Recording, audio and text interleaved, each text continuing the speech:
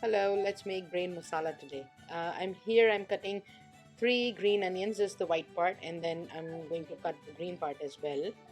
Two big tomatoes, which I have chopped.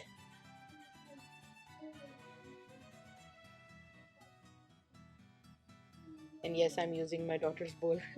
Two big green chilies, and then a bunch of coriander, finely chopped. And then obviously, you have to wash the brain. Then take oil in a pan, ginger garlic, white part of the green onion, and just saute until they turn slightly brown. Then add your tomatoes, cook that for a bit, add your salt as per your taste, turmeric powder, red chili powder, cumin powder, and coriander powder.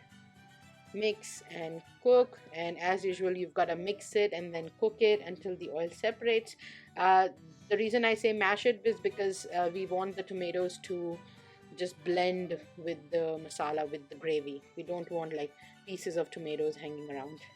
Now add your washed brain.